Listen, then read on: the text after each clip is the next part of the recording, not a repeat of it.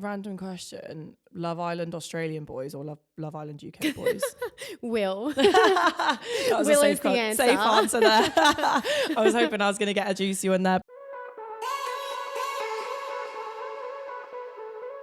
Welcome back to another episode of Girls Know Nothing. A lot of you are going to recognise this next guest. If not by her face, then you'll definitely recognise her by her accent. From season 9 of ITV's hit dating show Love Island and coupled up with the famous farmer Will, Jessie gave us a taste of that Aussie fire back in South Africa earlier this year. Alongside being a TV personality, Jessie is also a qualified personal trainer and wants to change the way that we view the fitness industry. She wants to help people fall in love with themselves and with exercise in a healthy way. So welcome to the studio, Jessie. Does it feel weird to be here on your own? Yeah, it's like, where's Will? I don't know if I'm ready for like Will and you together because I feel like that's a lot. Oh yeah, we've got two big personalities, so. Does that work though? Because normally when you see couples, like one's the introvert, one's the extrovert. So I'd say I'm more introverted. Okay. I'm like an introverted extrovert. Okay. So I'm like, I can be really, really loud and out there, but it takes a while for me to warm up. So it's really nice having Will because he's that really extroverted personality and he brings that confident extroverted side out of me. So it's a good balance. So obviously you met Will through Love Island, but everyone knows that you were on Australian Love Island beforehand. Yeah. And I've had so many people ask me questions about the differences between the two and like how you got to being on the UK one. So what made you want to apply to Australia in the first place? Okay. When did you get scouted? So I was 22 when I did the application for Love Island Australia. And I'd just gone through a breakup, but the breakup was about 9 months before, and I'd been with that guy for years and I was so heartbroken. It was 9 months later, he'd moved on and I was like, I don't know what to do. So I just like applied for Love Island. At this point, I hadn't even watched Love Island. Like I didn't even know what I was actually applying for. Did it as sort of like a piss take. Like I was just like, do this. Applied for like Miss Universe Australia and just was doing all these random things. Applied to go to the army or police force. Like girl was just having a full reset. And out of all the things to come back to me, Love Island Australia actually did. So I continued to do the process, and before I knew it, I was casted for it. And at this point, like I literally didn't even know what I was in for. The only reality TV shows I had watched before were Big Brother Australia and Geordie Shore. Wow. So two very different shows, right? Yeah. But how did it come about that you were going to the UK one then? So I was actually approached, and it was not that long before I actually went. It was pretty sudden. Okay. So one of my producers from Love Island Australia pretty much just reached out to me and said, are you still single? And I was like, yes, I've been single since I came off your show. And then you were just on a flight to South Africa. And pretty much, yeah. So I had like a few Skype calls and whatnot. And I feel like before I went on Love Island UK, I was so happy and content with where I was in my life. I really hated being single. I was like on the hunt for a boyfriend. I said to my friend, I was like, I'm getting a boyfriend before I turn 27 because I'm sick of it. The universe is bringing this to me. I'm manifesting this. So it was pretty random that I just randomly got this offer for Love Island UK. But yeah, a couple Skype interviews. Obviously we had to do like the psychology tests and all the standard testing that you have to do to go on a reality show. And I still just like kept myself like, oh, if I go, that'll be fun. But if not, my life's pretty good where I am. And before I knew it, it actually happened. So yeah. Yeah, I feel like with stuff like that, it just happens very quickly. It did happen very quick. And even when even when the producer like reached out to me, I was like, yeah, like that won't happen. I was in Bali and I was like, oh yeah. Living our best life in Bali. No, it's really weird. It must have been, did you ever have to sit there and think about actually doing it? Or was it just an instant yes? Because even if you go in with a game plan of like, I want to get followers, I want to be famous, there is also a possibility that you could meet someone, but they're British. So you would have to like work out the logistics of a relationship. So it's actually crazy that I ended up going because I was so close to not. Okay. I was so happy with where I was, and the thought of actually going to a different country really scared me. And the thought of finding a connection and having to commit to coming over here when I actually sat down and thought about it, I was like, do I really want to go through coming off a reality TV show again? Because it's intense when you come off two, and it's a massive change to your life. Yeah. And it had been 3 years since Love Island Australia, and I was like, I feel like I've separated myself from that Love Island image. I'm myself. I'm settling back into normal life. Like I actually do want kids in the next, 5 to 10 years. Is going on Love Island again at the age of 26 going to rewind me back to where I was? Yeah. So I came very close to actually not going because of that factor. But then on the other hand, I was like, if I went on the show and I didn't find a connection, I do get to come back to Australia, and the show's in the UK. Yeah. So I get to go back to my home, and fingers crossed things would go back to normal for me if that's what I wanted and if I didn't find love. So in hindsight, I kind of balanced it out, and I was like, look, worst comes to worst, I just come back to Australia single. And if I do find love, it'll be worth the move. Yeah, I guess.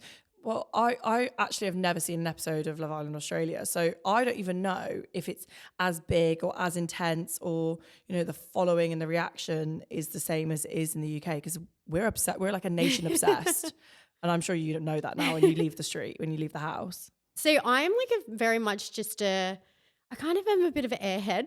Like I just do things.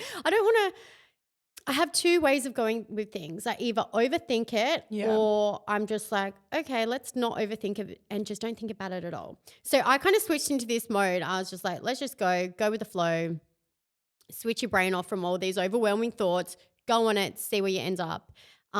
When it came to being in the end of the villa, some other people in the villa were speaking about like, oh, like you're going to get recognized in the street. And it just clicked to me, and I was like, this is a lot bigger than I think, isn't it, in the UK?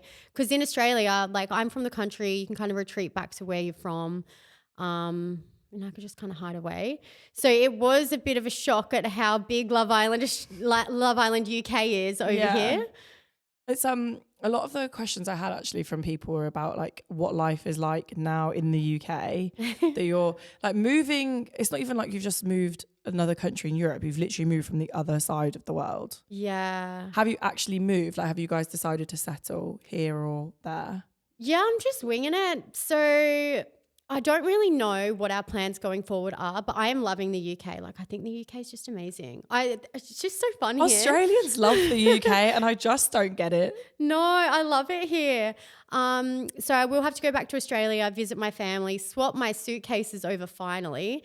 Still got all my Love Island bikinis and whatnot, but I do plan to come back to the UK. I don't necessarily know where we would 100% settled, but right now we are very much settled at the farm. Like I've been living there for the past month and a bit. So, and it's been nice, like going back to the farm instead of being in the city. I think that is one thing. If I had have like come back and gone straight into the fast-paced London life, I just don't know if I would have been able to cope with that. But Will and I obviously just adore each other, and we've just been spending wholesome times out on the farm with his family.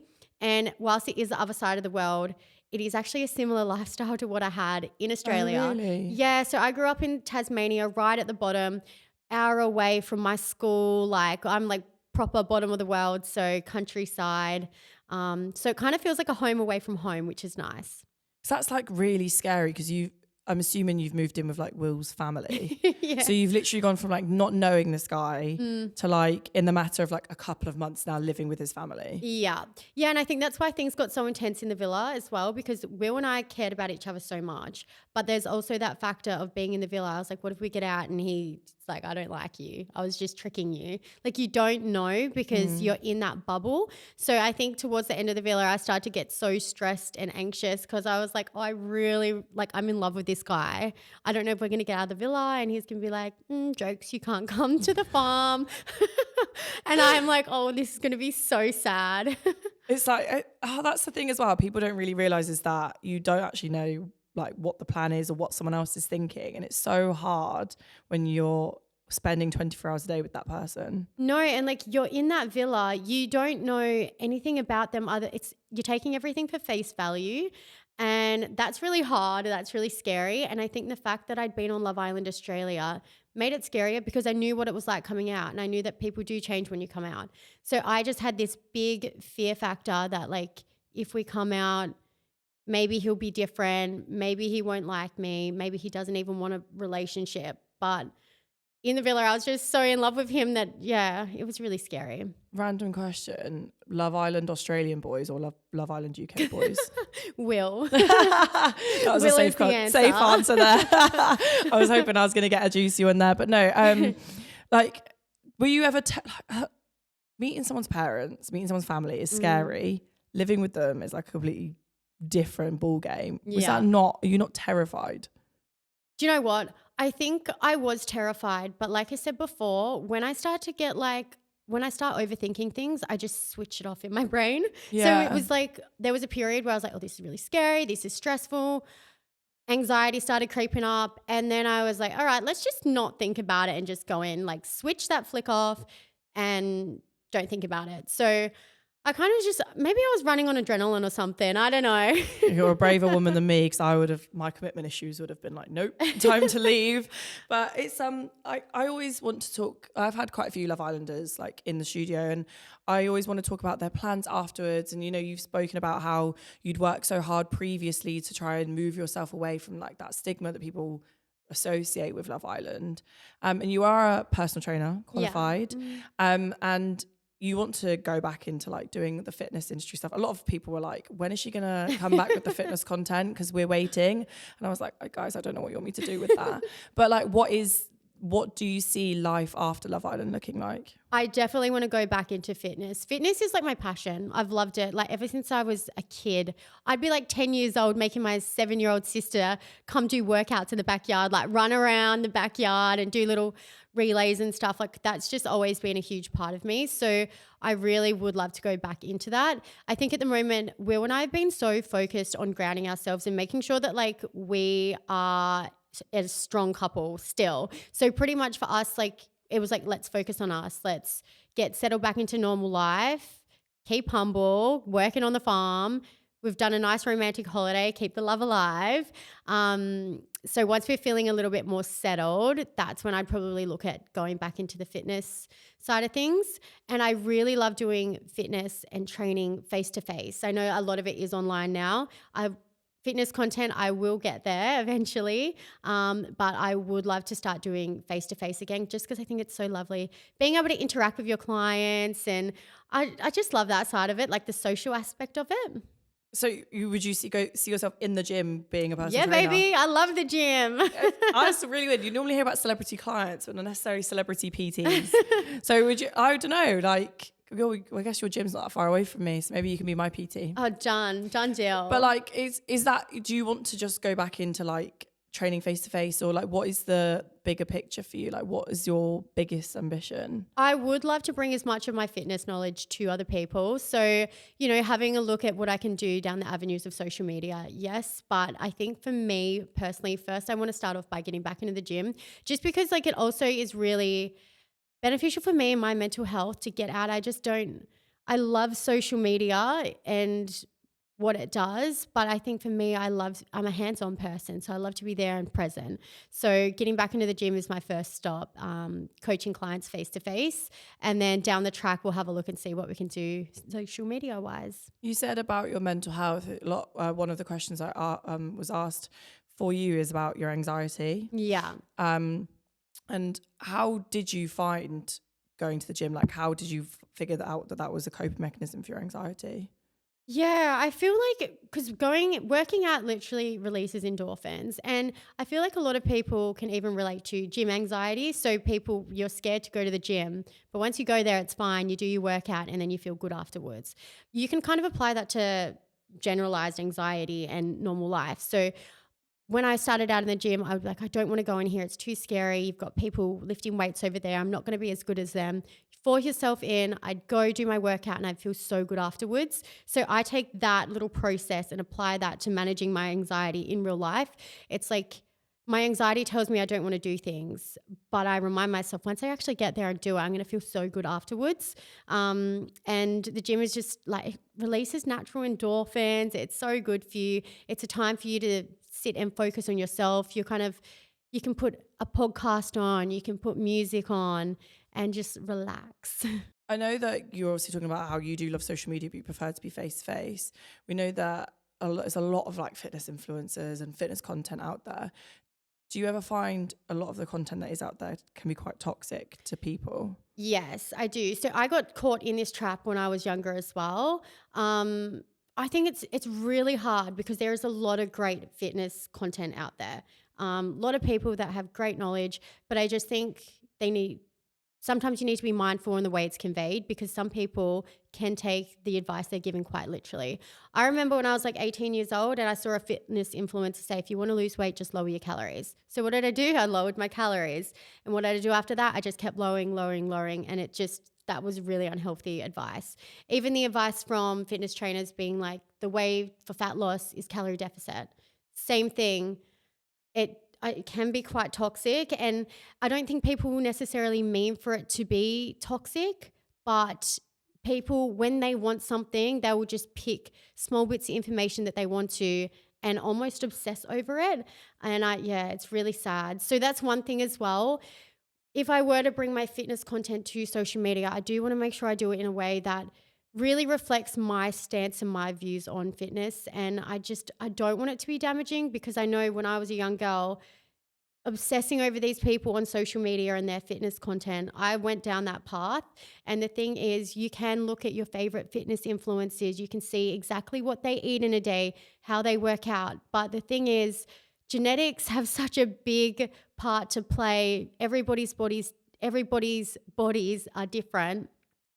You're not going to look like your favorite influencer, even if you ate like her and worked out like her.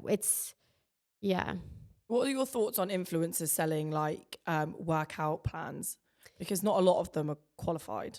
That's really awful if they're not qualified. No. So yeah, this is an avenue that it really does frustrate me because people just don't understand how damaging it can be. And that's something I'll never do. I will never flog a exercise routine or program just to make money off it because it is so damaging, so bad. I feel like I will be so honest. If someone came to me and asked for fitness advice, the first questions I would ask them is, what's your sleeping pattern like? Because before we even get you doing an exercise routine, you need to get your sleeping pattern right. I'm not going to make money off telling them that they need their 8 hours sleep, but these small things are what is going to achieve their actual fitness goals, not sitting on your bedroom floor doing 500 ab crunches or whatever people are trying to sell. It's like, do you think it's down to the pressures that social media put on particularly young women to look a certain way?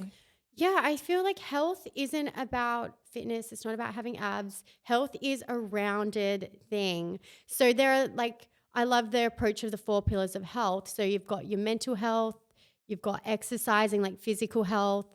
We've got sleep and relaxation, which is so important, which are actually 2, which I just combined. But yeah, so you've got your 4 pillars of health. Health is a rounded thing. If you have good mental health, you're more likely to have better physical health. If you're rested, you're more likely to be less stressed. If you're getting good sleep, it all ties in together. Your mental health will be better, your physical health will be better. Selling a workout program that just tells you to work out for 40 minutes a day or whatnot, that's not going to achieve overall health. And your mental health is just as important as your physical health. And when you are sleeping and you're relaxed, you're able to think better. When you're able to think better, you make better decisions. You end up eating better and you're probably going to be more motivated to exercise. So for me, it is like an all-rounded thing. And I don't see flogging little exercise routines at people as the way to achieving health. You were talking about how you used to look at fitness influencers and like literally cherry pick what they were doing and lowering your calories. What made you want to do that in the first place? I know. Do you know what? So it kind of comes from a place of not being confident within myself. And that's also another thing as well when it does come to the whole fitness industry online. It's like I felt like I wasn't good enough, but I felt like that person on social media was good enough and she was pretty enough. So what did I want to do? I wanted to be like her instead of loving and appreciating what I was. It's a really dangerous trap to fall into. And it's taken me a long time to get to where I am with my confidence and my mental health and my physical health. But once I really started to actually build on my confidence and loving myself, that's when my physique essentially became more fitter and stronger because I was loving myself and respecting myself. I wasn't forcing myself to do workout programs I have no passion behind for no reason. I wanted to exercise because I knew it made me feel good. I mean, I don't know if you've noticed it yet, but when you leave a show like Love Island UK, you get loads of like a flurry of young women. I'd be like, how are you so confident? Yeah. And what would you say to those people if they were to ask you now, like, Jessie, how are you so confident? I don't even know. I feel like it is quite sad. People ask me how I am so confident, but like they don't see the meltdown I have before I leave the house or yeah, I feel like for me, what really drives me to be confident is because I know I can make other people smile and I can inspire hopefully other people to be confident. I don't feel confident all the time, but I know that confidence and happiness and vibrance, that rubs off on other people. And that's exactly what I want to do. I want other people to see that, you know, we're all different. Like we all deserve to be confident and happy within ourselves. And I do like a lot of journaling, positive affirmations, and just reminding myself that even on those days where I don't feel as confident, like I'm still worthy, everyone's worthy. And I think you've got to treat yourself like you'd treat your best friend. If you would not say something to your best friend, don't say it to yourself. Like you can't be mean to yourself because in hindsight, you're the one person you're stuck with. Like no matter where you go in life, you're going to be stuck with you. So treat yourself like your best friend because essentially when you do see yourself as someone you love, you'll be able to be so much more happier and bring happiness to other people.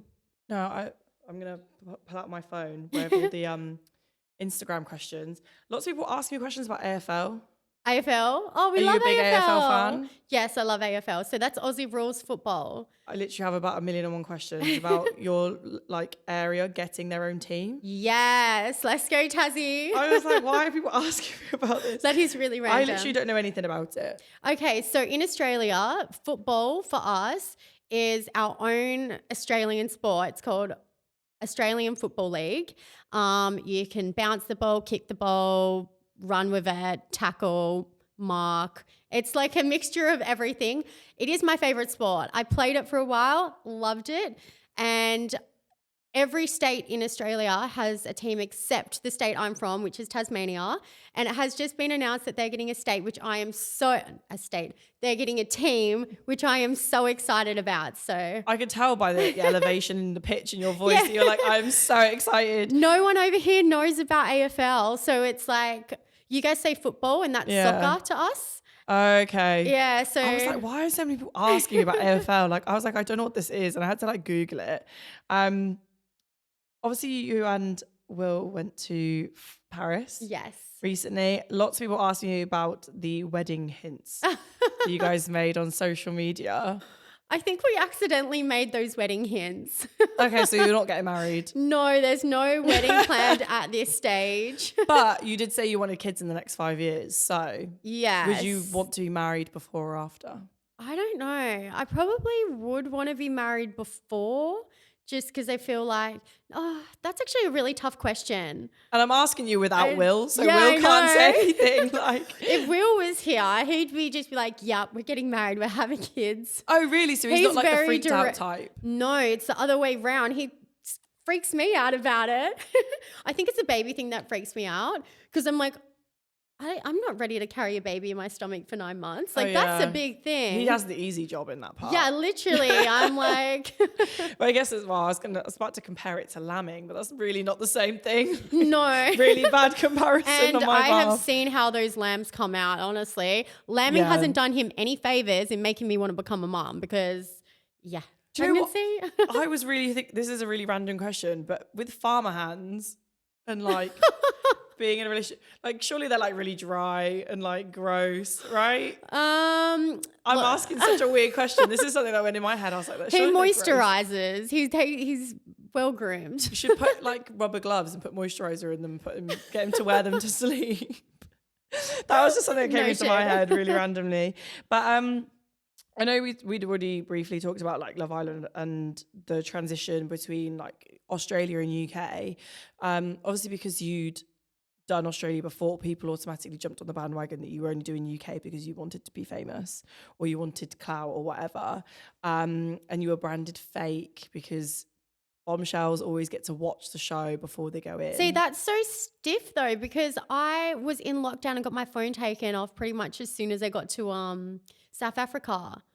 So you didn't know anything about any of the people that So were in there? I did get to see their promos on Instagram, and I did get to watch the first 2 episodes. But it was like Which is nothing, basically. literally, and no offense, I didn't find the first 2 episodes that like I have a I really just said no offense to me. I wasn't in them. No, so. no. I have such a short attention span. Like I can't Yeah. watch movies. If I have TV on, it's on in the background, and I like look up, glance, laugh, but I can't follow a storyline. Like the girl's got no attention span. So I watched like the first 2 episodes, but it was like while I was like cooking on this little laptop, and so I just had no clue what was going on. So yeah, I didn't actually know what was going on when I went in. I didn't even know if Will was still going to be there. So obviously like I knew the characters and whatnot, or people, but like I didn't know who was going to be there or what the go was, and who, because I know for a fact that like in there, anything can change in a day. Yeah. I don't know who was going to be coupled up. The first few days are always in shambles. So yeah, I had no clue going in. So, because a lot of people asking about how you dealt with the narrative of being branded fake. It's so weird that like, because obviously I couldn't see what the outside were saying. And in the villa, everyone was actually really nice to my face. So I just kind of was unaware that I was being branded like that until towards the end. So I didn't actually watch your series. So Yeah. like the first time I met you was the first time like I knew anything about you. Yeah. And do you always get, I mean, now when you're out of the villa, do you always get a bit annoyed that people have these like preconceptions about you based on what they've seen? I feel like Will and I've just been in our little bubble, so it was really easy to like not get sucked into that. I did know that like after Love Island Australia, like when I did come out, I found like the feedback and the negative criticism quite challenging, which is one thing that kind of made me not want to go on the show. But I was like, just do it. Like you'd kick yourself if you didn't go back on Love Island UK. Like you're single, it's a once in a lifetime or twice in a lifetime opportunity.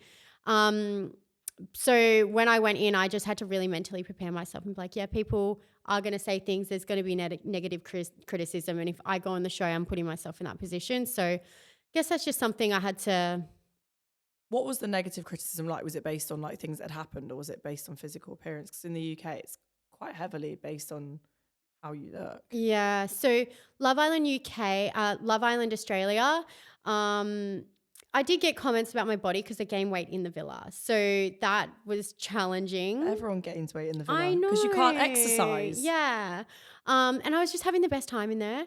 So I think that was one thing that like was on my mind. And then I went through 4 couples in Love Island Australia.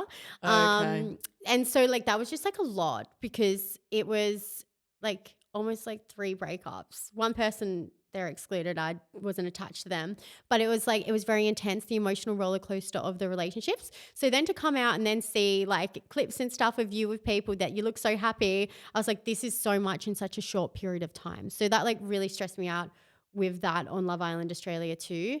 So which is why I really just had to, I said to myself, if you're going to like do this, you're not going to sit around like I did with Love Island Australia and sulk for 6 months. Because after Love Island Australia, I put myself in a shell and I kind of like isolated myself a bit. And I just told myself like, you're not doing that again if you go on Love Island UK. So I was like, I'm going to come in and put my eyes in positive light, hopefully find someone who sees life the same way I do. And I was really lucky that it all worked out and I found someone as positive as well because we've both been able to be so positive since we've come off. Yeah, I was going to say, like, there's always articles floating around about people's relationships and stuff. And every time I see one about you and Will, it's always the most random thing. Like, you always are always doing something really random. But also my favourite thing was when you guys were being really touristy around London. That was like the sweetest thing I've ever seen. I was like, oh, guys, they're so wholesome. And it's just crazy that I was able to meet someone like that. Like, I hate to say it, but I feel like the universe, I'm like kind of like a manifester. I like to think that if you do put your head in the right direction and in a positive light, you will find other positive things and positivity will be drawn to you. And that's exactly what I did. And I found Will, and I just think I've never met anyone so suited to me and someone that like kind of sees life in the same way as me. So, and it's just crazy. Like we're from the other sides of the world and we're put together in this villa. Yeah, I mean, that's a pretty big fate, isn't it, really? 100%. Because if Will wasn't there, I don't think I would have found a genuine connection in the villa.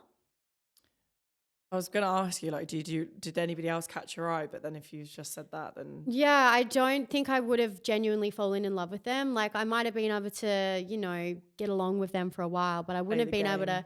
come out and fall in love and move into their house with their parents. Like I was just even like with all my dating experiences, I've never found anyone like Will. So yeah. Yeah, I was going to say, like, they I followed Will on TikTok for a long time, and that is one unique character right there. Like it's the dancing in the mud with the lambs that used to crack me up all of the Oh my time. God, when I came out of the villa and saw those TikToks, Did it give you the ick, or did you find it endearing?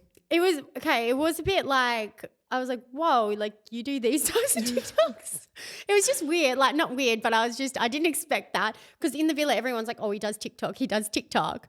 And I was kind of in the villa, like, I can't imagine what type of TikToks you do. Dancing TikToks. I just didn't imagine the rolling in the mud, but absolutely love it. That's 100% his character. So someone obviously you touched on quite a lot about your anxiety and how finding your fitness journeys really helped you, and about how going in and out of reality TV's impacted your anxiety as well. Is it something that someone asked if anxiety is something you've always had, or is it something you've just experienced as you've gotten older and been able to deal with it as you get older?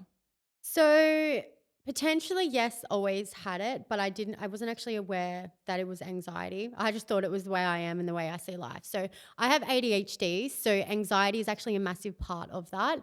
And I just was never educated or knew anything about this. So once I realized that I actually was struggling with anxiety and what the cause behind it, that's when I was able to manage and work on it. And I've done a lot of self-development and self-help because I just thought that I didn't like life and I was scared of everything. And, I kind of went down that path of depression. But when I actually started to see a psychologist and to work through that, they were like, you actually probably struggle with anxiety a lot more than depression. But it's the fact that you're not aware. So it's making you depressed in hindsight. So once I became aware of what was causing it, I was able to work through it. And it's not that I didn't like my life or that things were bad. It was just I would get really scared before I do things. So yeah. Have you been formally diagnosed with ADHD? Yeah. And what was that like? It was really scary because I didn't understand why I was the way I was. Never understood it. And I remember when I first got diagnosed with ADHD, the first thought that went through my head was so this isn't curable. This is me forever. And I think that was a really overwhelming thought. Other things you can cure, but I was like, oh, I was in a point of so much pain and confusion at that time in my life that I just wanted an answer. I wanted to get help and I wanted to get out of it. So when I got that diagnosis, it was just I just felt really deflated, and I actually didn't handle being diagnosed with it very well at all. I was very dramatic about it. What would you do again differently, knowing what you know now, if you were to be diagnosed as an adult? I'm assuming you were diagnosed when you were younger. Yeah. So I wish I did more. So they gave me books to read, which is one thing that I never read because I was like, babe, I have ADHD. I've never read a book in my whole entire life. That's an interesting gift for someone who's been diagnosed. Literally. Yeah. But I do think I would have taken it more seriously and done a bit more, just looking into it and learning how to understand how and why I function is one of the best things I've ever done for myself, because it's made me so alert. And whenever I feel a way, I can now tell, is this how I feel in the moment, or is this how I'm always going to feel? Is this just a part of the way my brain works, or is this how life is? And I'm able to really ground myself. So even when I do have really anxious periods, I'm kind of able to sit back and be like, okay, is this anxiety speaking or is this you speaking? And then I kind of move forward through working through it there. However, in the past, with my ADHD, I was so reactive because it's those fast changes of emotions, and I would almost get a little bit hot-headed, and I'd grab my head and a bit of overstimulation, and I'd shy away from it and kind of withdraw myself from situations. Whereas now I can really stop and be like, okay, you need to think, is this how you feel, or is this how you want to be reacting? Because I know it's not how I want to react. And then I can kind of work forward from it. Did that have a lot of impact on like your relationships with family, friends, and like dating? Yes, 100%. Like, I feel I've always felt very different, like just even my emotional responses. And I would be so confused, and the people around me would be so confused. Even my teachers back at school would be like, she's a good kid, she's a nice gal, but what the hell? She just like, um, but yeah. And you know what? If I could do my like ADHD diagnosis over again, I probably would have gone into therapy sooner, and counseling. I felt like at the time I was almost in denial, and I was like, I don't want to be like this, don't want to have ADHD. And I just kind of like, I fell into like a rut. I just want to isolate myself, and I quit my job. I was like, oh, I can't work at this job because I've got ADHD. And it was like really intense for me.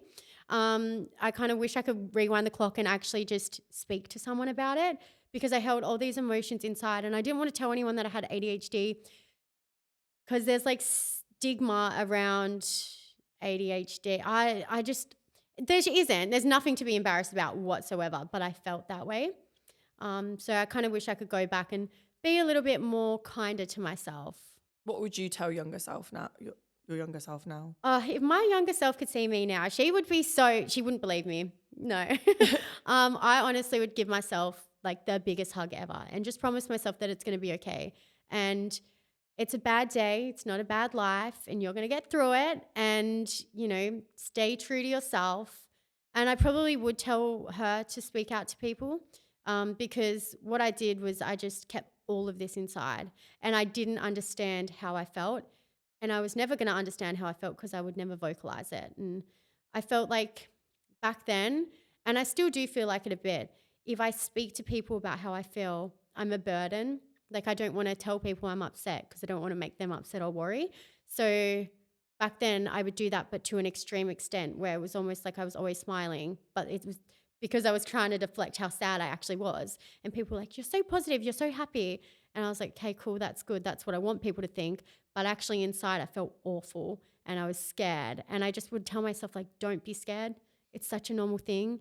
And if anything, the people around you are going to respect that you're speaking out about it, because it's going to help your relationships with them. It's going to help you to love yourself. And yeah.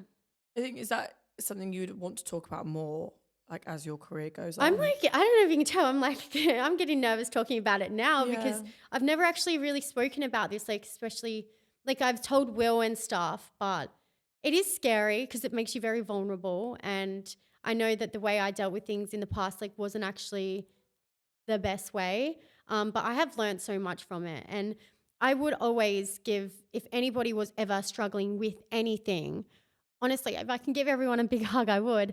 But the thing is, like, it all does come down to being kind and so patient with yourself, and just like reminding yourself that, like, it's okay to not be okay.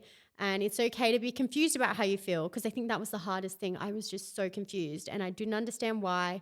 And because I couldn't vocalize why I was confused or what was going on in my head, I would feel like I actually didn't know how to speak out.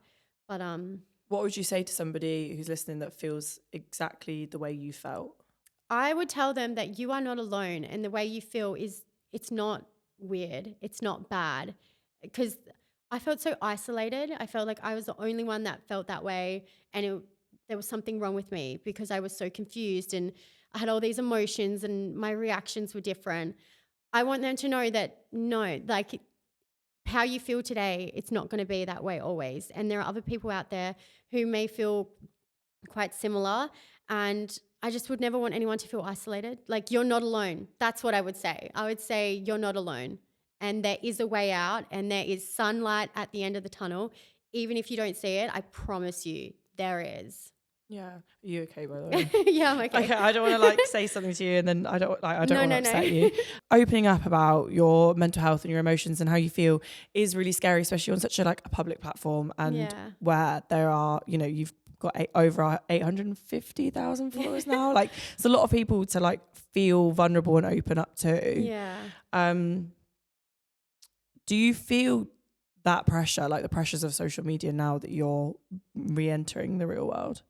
Yeah, I almost feel sometimes guilty, because I feel like a lot of people, people, especially that are in similar situations, they can pick up on other people that feel that way and are going through the things they're going through.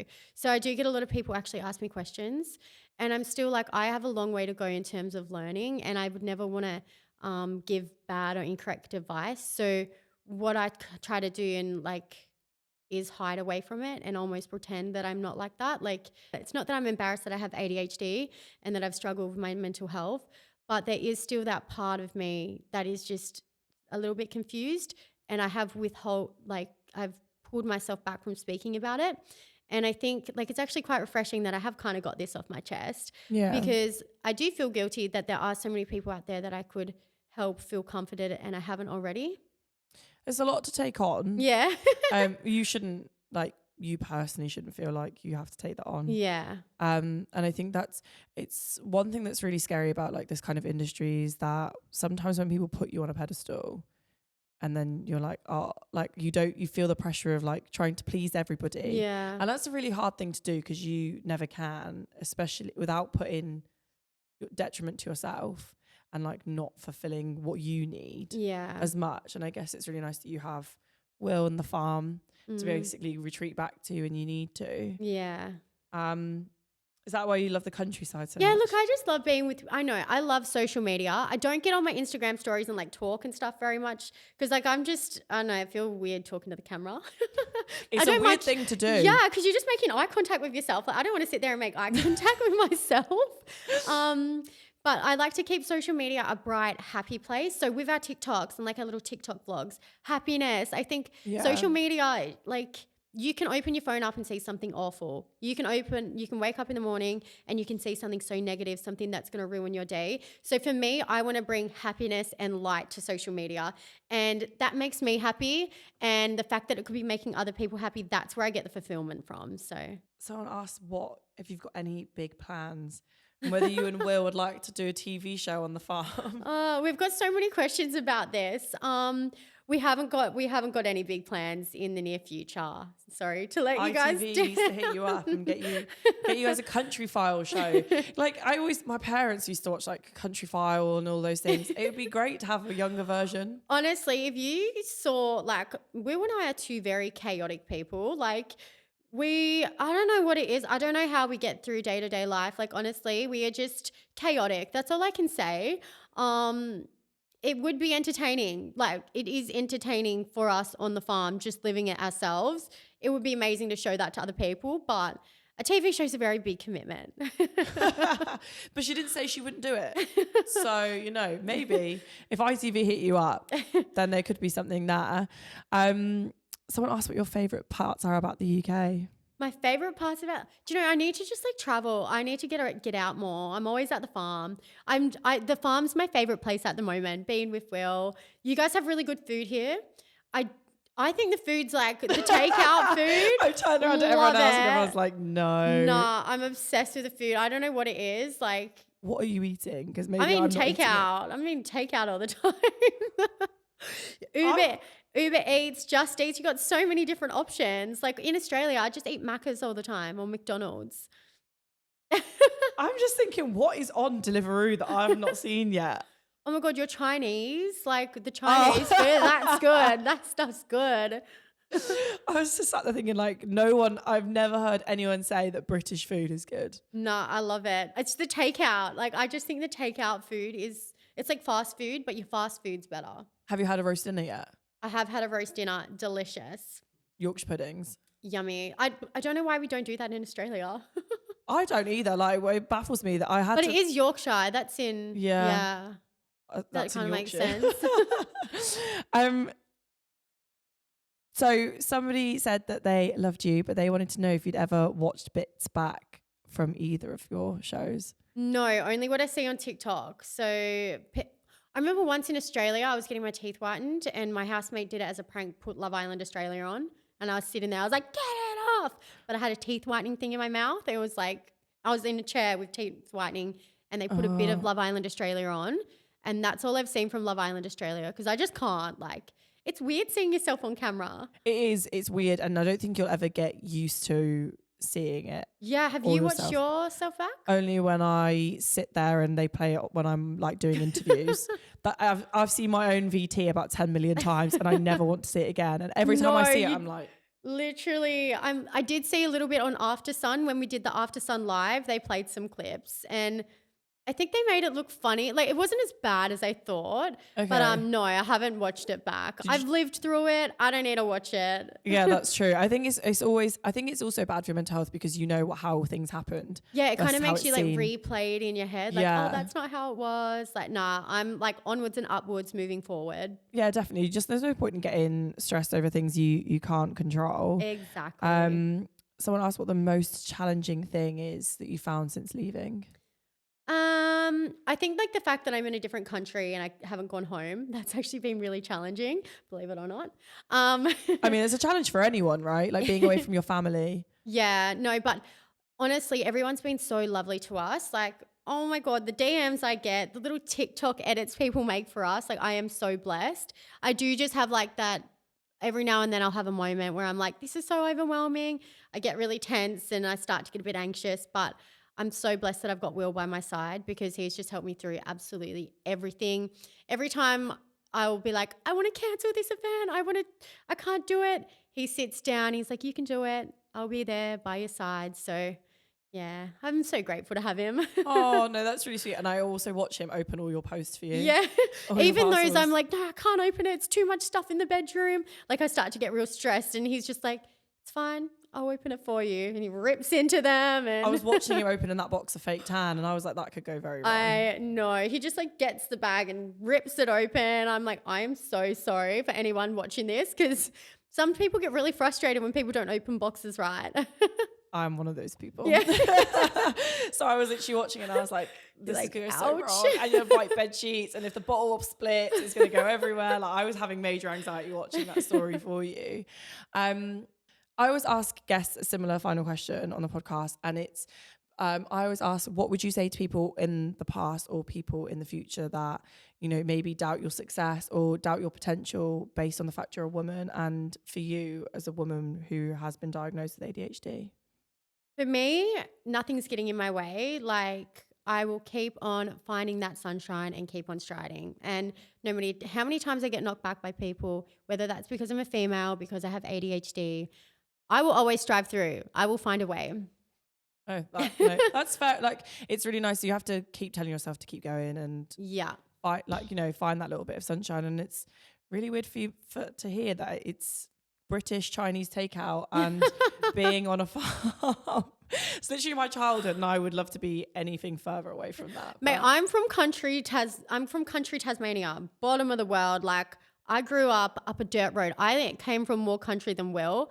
So I'm like really easily pleased. Like, oh, okay. So I was going to say, like, how is he going to convince? Like when I saw you, I was like, oh, Australian beach babe going to the farm. That's going to be carnage. But no, I'm like, when I got to Will's farm, I was like, oh, you have neighbors. We don't have that where I'm from. The girl is easily pleased. So no, that's really sweet. But also, thanks for doing the first podcast without Will. It must be really weird. Missed him, but it was really nice having a girls chat. And I'm really grateful and like thankful that you opened up about your ADHD. Like I know it's not easy, and I could see that it was quite hard. So I really appreciate that. No, thank you, and thank you so much for having me.